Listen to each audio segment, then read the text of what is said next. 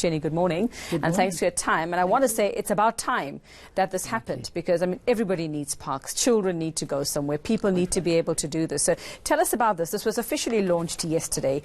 What does it mean? It is a private-public partnership? It's the French Development Agency, together with Sport for Social Change, Social Development. And they've come on board to upgrade parks, but also to create a high level of sporting activities and a sporting presence in the inner city parks. Now, we know inner cities generally go through a phase of urban decay, and we are striving together with the Joburg Metro Police Department, who have increased their bylaw enforcement.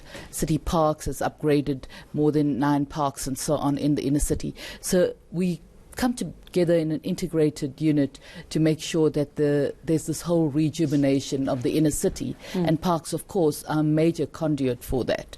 So we're working closely with the private sector to upgrade these facilities. Forgive my ignorance, but are there only 9 parks in the inner city? Much more. So how have you identified these 9 then? Yes, we looked at parks that had symptoms of drug abuse, displaced persons living in facilities, homelessness, of course, and we found that there was also bylaw transgressions and so on, high levels. So these became hotspots, if anything. Opportunistic crime was very evident, and we've been working with various other private sector initiatives to start developing a high levels of ownership in the inner city. And that, of course, through sport, we believe that we are able to engage with our communities.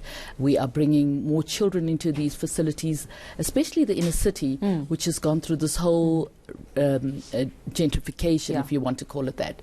And we're finding that there are many children in the inner city that don't have access to any open spaces. Somewhere to play, safely. Exactly. Safety is a big concern. So for us to upgrade these facilities, create these multifunctional parks, and of course to bring in a private sector arm that can ensure that these parks are activated is a huge bonus for us, and we are very thankful to the French Development Agency for making available 9 million rand towards this project over 3 years. I'm very curious as to how they got involved, or why they got involved, and who approached whom, and how did that come about? Yes, we've been working together with Sticky Solutions and so on to make sure that these facilities, there's this public engagement. We have park activators, if you want to call them. They're in the park, they're engaging with communities, sharing bylaw information and so on. But Sport for Social Change lobbied the French Development Agency, AFD, and this is where that funding has been secured. Sport for Social Change will manage that funding. It doesn't come into the city's coffers. Many people will be happy to hear that. Well, and so of course we'd like to think there's a high level of transparency and accountability as well, and we are hoping that this is just will extend to other parks and hopefully bring in other private sector partners on board to encourage these partnerships. So it's such a task you've got. Like you say, you've got to deal with the crime, you've got to deal with homelessness, the drug addiction. Where do you actually begin? And what do you do with the people? Because, you know, they will keep coming back. How do you keep them out? And where do you put the homeless, those who live there? What do you do? Huge challenges. Atwell Gardens is a very good example. We recently went in, it had about over 300 people illegally living in this facility. We did a major blitz operation together with social services, home affairs, the local drug abuse centre and so on, bearing in mind that as city parks we don't want to impose forcing you, even if you are undocumented and so on. Our responsibility is to make sure that the space is conducive for children to utilise.